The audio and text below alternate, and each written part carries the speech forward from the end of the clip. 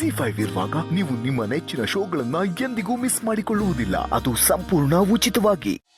ಮಾವ, ನಾವೀಗ ತಾತ ಸತ್ತಿದ್ದಾರೆ ಅಂತ ಡೆತ್ ಸರ್ಟಿಫಿಕೇಟ್ ಮಾಡಿಸ್ಬಿಟ್ಟಿದೀವಿ. ಹೌದು.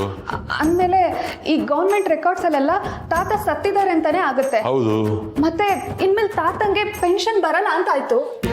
ಸತ್ತಿರೋ ವ್ಯಕ್ತಿಗಳಿಗೆ ಪೆನ್ಷನ್ ಹೇಗಮ್ಮ ಬರುತ್ತೆ?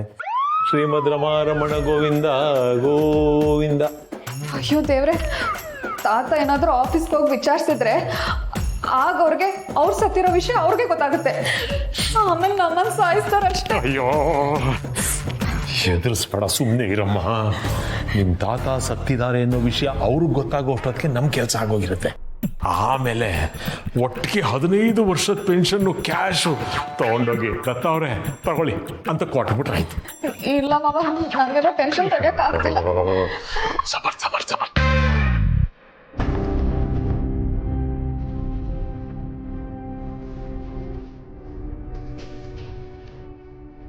ಸಮರ್,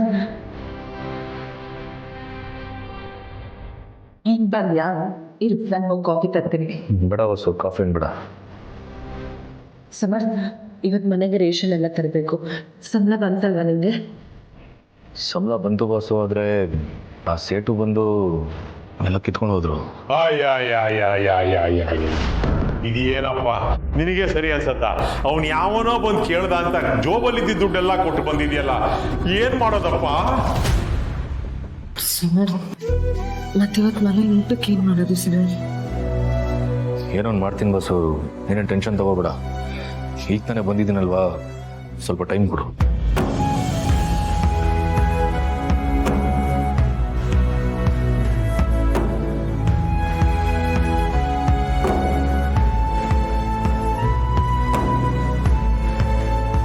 ಹಾಂ, ಬನ್ನಿ ಬನ್ನಿ ಬನ್ನಿ, ಇಲ್ಲಿ ಬನ್ನಿ ಬನ್ನಿ, ಇಲ್ಲೇ ಇಡಿ.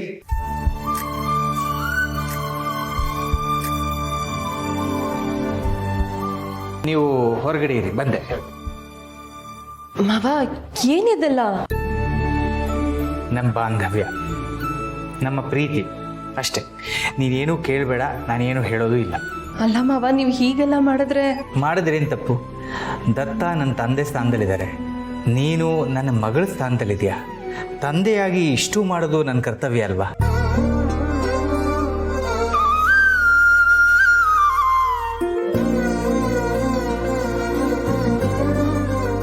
ಇತ್ತು ಮಾವ.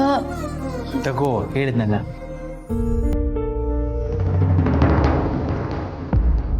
ಯಾರು ಇದನ್ನ ತರ ಕೇಳಿದ್ ನಿಮ್ಗೆ? ನಾವನ್ ಬಂದು ಬೇಡ್ಕೊಂಡಿದ್ವಾ?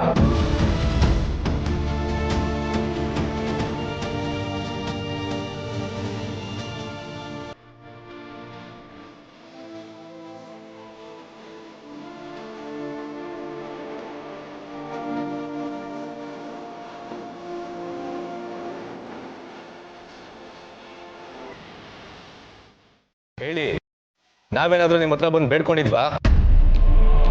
ನಿಮ್ ಭಿಕ್ಷೆ ನಮಗ್ ಬೇಕಾಗಿಲ್ಲ. ಸುಮ್ಮನೆ ನಮ್ಮನ್ನ ಸಣ್ಣವರಾಗಿ ಮಾಡಬೇಡಿ.